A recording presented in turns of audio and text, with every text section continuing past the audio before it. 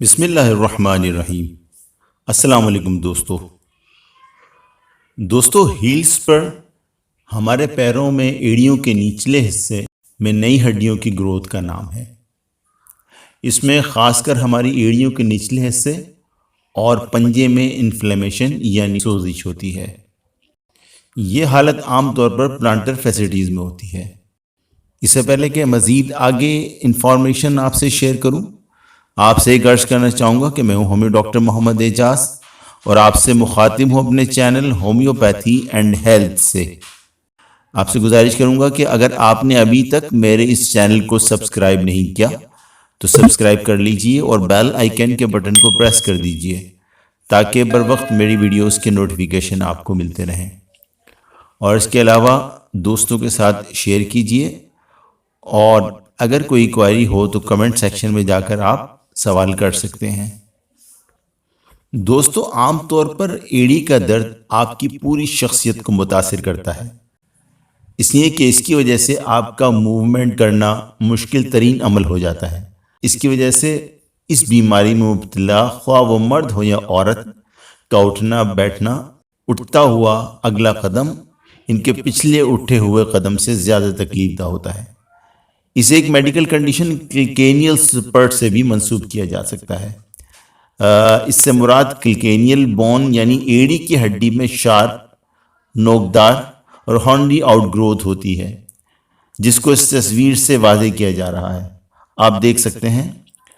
اور یہ out growth ایڑی کی ہڈی میں کیلشیم کے جمع ہونے کی وجہ سے ہوتی ہے، اور اس کی وجوہات میں کلکینیل بون یعنی ایڑی کی ہڈی پر مسلسل دباؤ ہے۔ جب ایڑی پر مسلسل دباؤ ہوتا ہے تو اس کی وجہ سے مسلز، لیگامنٹس اور فیشیا ڈیمیج ہو جاتے ہیں، جن سے ہماری ہیل بون کور ہوتی ہے۔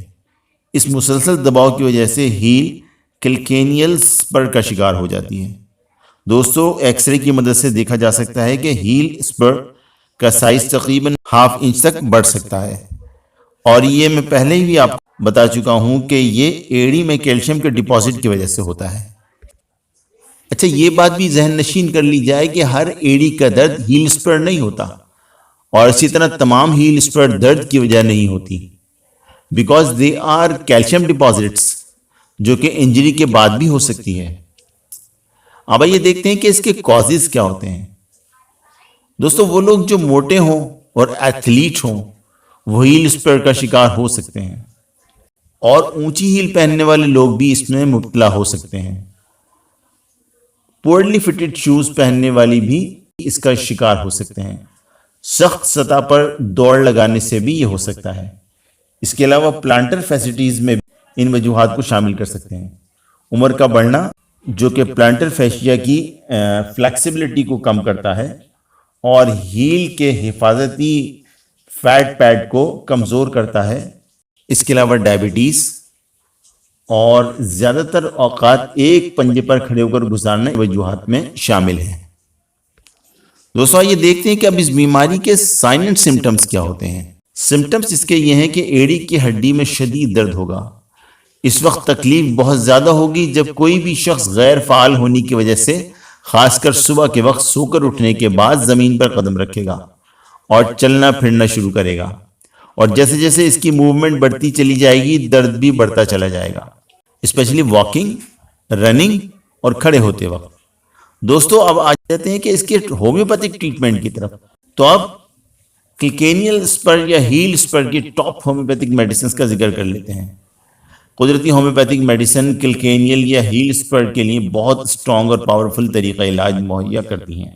جیسا کہ آپ لوگ جانتے ہیں کہ ہومیوپیتھک میڈیسنز جو کہ قدرتی اور محفوظ ہیں، ایڑیوں میں اسپرٹس کی وجہ سے ہونے والے درد کو ختم کرنے اور اسپرٹس یعنی بڑی ہوئی نوکیلی تیز دار ہڈی کو ختم کرنے میں مفید ثابت ہوتی ہیں۔ کلکینیل یا ہیل سپر میں ٹاپ ہومیوپیتھک میڈیسن سب سے پہلے کلکیریا فلور، رسٹاکس، ارینیا، روٹا، اس کے علاوہ ہکلا لاوا اور رینن کولس بلب شامل ہیں۔ دوستو اس وقت جب ہیل سپر کے کلیئر سمٹمز نہ آ رہے ہیں تو کلاسیکل ہومیوپیتھی کے تحت ہکلا لاوا اگر دی جائے تو بہترین نتائج آتے ہیں، اور سیکنڈ میڈیسن کے طور پر کلکیریا فلور 6 میں دینا بہت مفید ہوگا۔ دوستو ویسے تو ہومیوپیتھی میں سمٹمز ہی گولڈن رولز کے طور پر فالو کیے جاتے ہیں، چاہے وہ کسی بھی ہومیوپیتھ کی پیشنٹ کی طرف مکمل اٹینشن کی وجہ سے ہو یا میڈیکل ڈائگنوسس کی وجہ سے ہو، لیکن اگر سمٹمز کلیئرلی کسی بھی ریمیڈی کو انڈیکیٹ نہ کر رہے ہوں تو یہ میڈیسن بہت اچھے ریزلٹ دیتی ہیں۔ اب آ جاتے ہیں دوسری میڈیسن کی طرف، کلکیریا فلور 6X۔ ویسے first choice of best medicine کے طور پر کلکینیل اسپر کو ڈیزالو کرنے کے لیے کلکیریا فلور مانی جاتی ہے۔ یہ میڈیسن کلکینیل اسپر کو تحلیل کرنے کے لیے سب سے مؤثر اور شفا بخش ہے۔ یہ میڈیسن ہر طرح کی ایڑی کے درد ہیل اسپر کی وجہ سے ہو یا اگر ایڑی میں درد نہ بھی ہو مگر ایڑی کی ہڈی بڑی ہوئی ہو، اس میں بڑے عمدہ رزلٹ دیتی ہے۔ میں سمجھتا ہوں کہ یہ میڈیسن کلکینیل اسپر یا ہیل اسپر کے تمام کیسز میں تمام ہومیوپیتھ کی فرسٹ چوائس آف ریمیڈی ہوتی ہے۔ 6X میں دی جائے 4 گولیاں دن میں 3 سے 4 مرتبہ۔ اب آ جاتے ہیں دوسری میڈیسن کی طرف، رسٹاکس ٹاپ لیول قدرتی ہومیوپیتھک میڈیسن ہے۔ ایسے کلکینیل اسپر میں جس میں مریض کو کھڑے ہونے پر ایڑی میں شدید درد ہو، رسٹاکس ایڑی کی ہڈی کو ڈھانپنے والے مسلز لینگامنٹ کو بھی ریپیئر کرنے میں مدد کرتی ہے اور مزید نقصان سے بھی روکتی ہے۔ تو ویورز، رسٹاکس ایسی میڈیسن ہے جو کہ ہیل اسپر کے مریضوں کے لیے 3 طرح سے کام کرتی ہے۔ درد سے نجات دلاتی ہے، مسلز اور لینگامنٹ کو مضبوط بناتی ہے، اور اسی طرح اسپر یعنی بڑی ہوئی ایڑی کی ہڈی کو تحلیل کرتی ہے۔ 30 کی پوٹنسی میں دی جائے 4 قطرے براہ راست زبان پر ڈال کر یا گلوبیلز اور 1 چمچ پانی میں ملا کر بھی دیکھ سکتے ہیں۔